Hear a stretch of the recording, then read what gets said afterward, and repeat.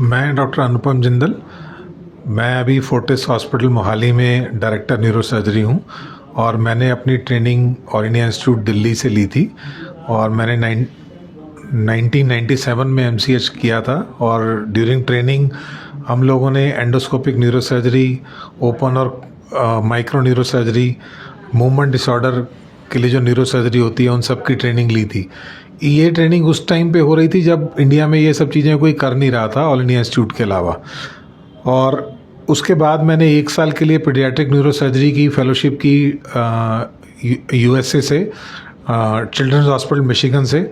उसके बाद मैंने वापस आकर मैंने अपनी प्राइवेट प्रैक्टिस शुरू की चंडीगढ़ में और अभी मैं फोर्टिस हॉस्पिटल मोहाली के साथ हूँ। फोर्टिस हॉस्पिटल मोहाली में हम एंडोस्कोपिक न्यूरोसर्जरी कर रहे हैं ब्रेन और स्पाइन के लिए। ब्रेन में हम एंडोस्कोपिकली पिट्यूटरी ट्यूमर्स, हाइड्रोकेफलस की ट्रीटमेंट, CSF रनोरिया जो नाक से पानी निकलने लगता है दिमाग का, उसकी ट्रीटमेंट, और जो स्कल बेस्ड ट्यूमर जो एंडोस्कोपिकली हो सकते हैं उनकी ट्रीटमेंट करते हैं। और स्पाइन में हम एंडोस्कोपिक डिस्क सर्जरी करते हैं, एंडोस्कोपिकली जो स्पाइन फ्यूजन सर्जरी होती है वो करते हैं। और इसके अलावा जो हम माइक्रो न्यूरोसर्जरी करते हैं स्पाइन में, उससे हम माइक्रो न्यूरोसर्जरिकली ट्यूमर्स निकालते हैं स्पाइन के, जो हम न्यूरो मॉनिटरिंग गाइडेंस के साथ करते हैं, जिससे ऑपरेशन के दौरान और ऑपरेशन के बाद जो कॉम्प्लिकेशंस होती हैं उनको कम से कम किया जा सकता है।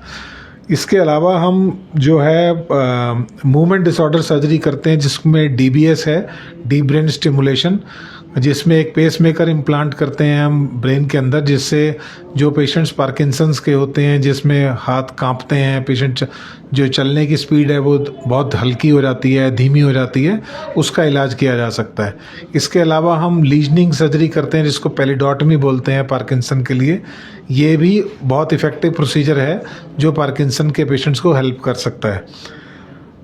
जो ब्रेन ट्यूमर सर्जरी हम फोर्टिस में करते हैं वो अब नेविगेशन गाइडेड होती है। उसमें ऑपरेशन से पहले पेशेंट का एक CT स्कैन और MRI करते हैं, और जिसको कंप्यूटर में फीड करके हम सर्जरी के दौरान ये देख सकते हैं कि हम ट्यूमर के किस हिस्से में पहुंच गए हैं।